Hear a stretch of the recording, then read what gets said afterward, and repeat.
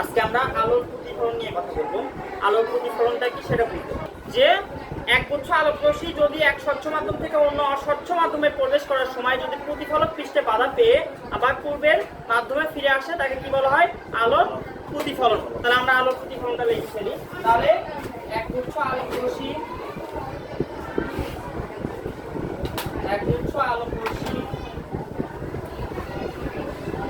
এক স্বচ্ছ মাধ্যম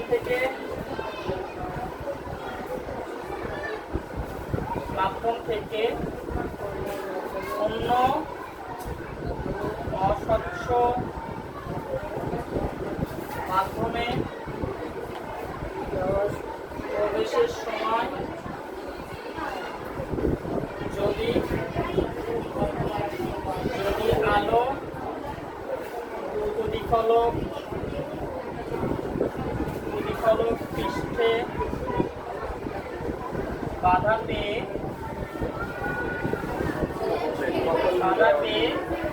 পূর্বের মাধ্যমে ফিরে আসে তাকে আলোর প্রতিফলন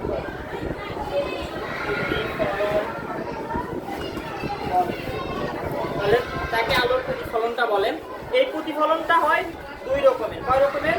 দুই রকমের। আলোর প্রতিফলন দুই রকমের, একটা আলোর নিয়মিত প্রতিফলন আর একটা অনিয়মিত প্রতিফলন। তাহলে নিয়মিত প্রতিফলনটা কি আর অনিয়মিত প্রতিফলনটা কি? তাহলে প্রতিফলন কয় প্রকার? আলোর প্রতিফলন দুই প্রকার। আলোর প্রতিফলন দুই প্রকার,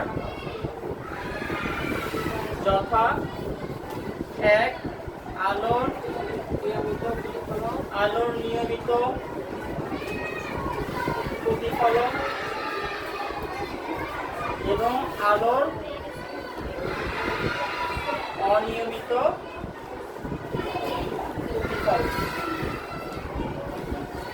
আলোর নিয়মিত প্রতিফলন আর আলোর অনিয়মিত প্রতিফলন। আমি সংজ্ঞাটা লিখবো না, আমি সংজ্ঞাটা বলে দিচ্ছি। সংজ্ঞাটা কি? আলোর নিয়মিত প্রতিফলন কোথায় ঘটে বা কেমন হয়।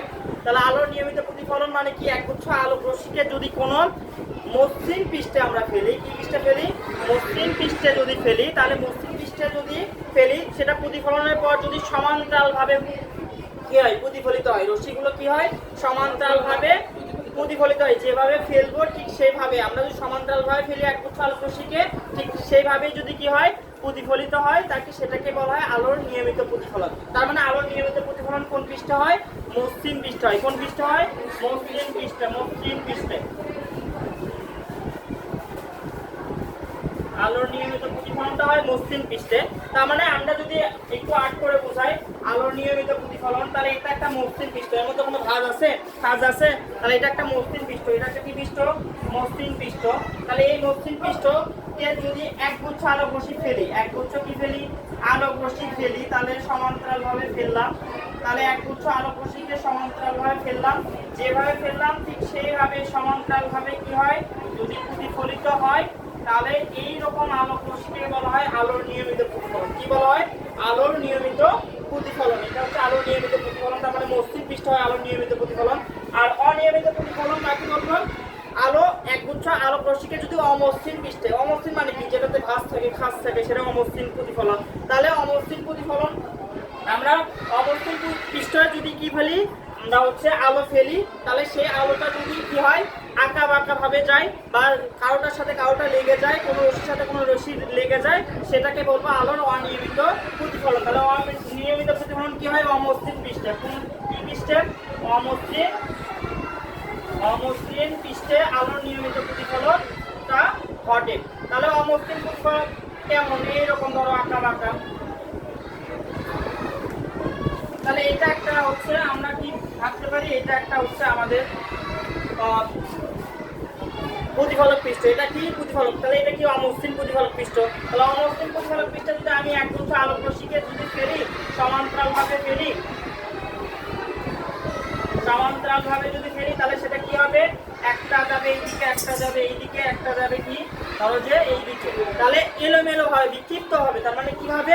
বিক্ষিপ্ত ভাবে যদি কি হয়ে যায়? প্রতিফলক পৃষ্ঠে করে প্রতিফলিত রশ্মিগুলো বিক্ষিপ্ত ভাবে মানে চলে যায়, তাহলে সেটাকে বলবো আমরা হচ্ছে আলোর অনিয়মিত প্রতিফলন। তাহলে আলোর অনিয়মিত প্রতিফলনের মধ্যে আলো নিয়মিত আর অনিয়মিত প্রতিফলন সমস্যা আছে, সমস্যা নাই। তাহলে মানে আলোর নিয়মিত প্রতিফলনটা ঘটে কোন পৃষ্ঠে? মসৃণ পৃষ্ঠে। আর হচ্ছে আলো অনিয়মিত প্রতিফলনটা ঘটে অমসৃণ পৃষ্ঠে। এটা মনে রাখবো, অমসৃণ পৃষ্ঠ।